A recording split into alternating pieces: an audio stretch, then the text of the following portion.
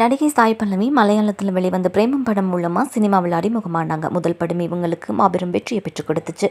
மலை டீச்சர் அப்படிங்கிற ஒரு கதாபாத்திரம் மூலமாக ரசிகர்கள் மனசில் இப்போ வரைக்கும் இடம் பிடிச்சிருக்காங்க.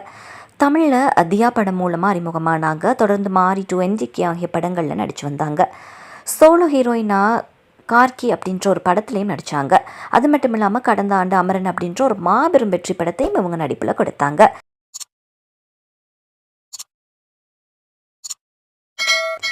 தமிழ் மட்டும் இல்லாமல் தெலுங்கு மொழியிலையும் சாய் பல்லவி கலக்கி கொண்டு தான் இருக்கிறாங்க. இப்போ பாலிவுட் பக்கமும் போயிருக்கிறாங்க. குறிப்பிட்ட சில கதைகளை மட்டும்தான் தேர்ந்தெடுத்து நடித்து வராங்க சாய் பல்லவி. தன்னோட திரை வாழ்க்கையில் நிராகரித்த திரைப்படங்கள் சம்மந்தமாக தகவலும் வெளியாகியிருக்குது. அதன் அடிப்படையில் விஜயோட லியோ திரைப்படத்தில் த்ரிஷா நடித்த கதாநாயகி ரோலில் முதல்ல நடிக்க இருந்தது சாய் பல்லவி தானா. ஆனால் அந்த கதாபாத்திரம் தனக்கு ஏற்றதா இல்லை அப்படின்ற மாதிரி சொல்லி அந்த படத்தை நிராகரித்தாங்களாம்.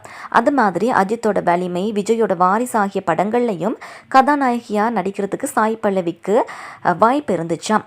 ஆனால் அந்த படங்கள்லையும் கதாநாயகி ரோலுக்கு ரொம்ப பெரிய முக்கியத்துவம் இல்லாத காரணத்தால் நிராகரிச்சுன்ற மாதிரி சொல்லியிருக்கிறாங்க.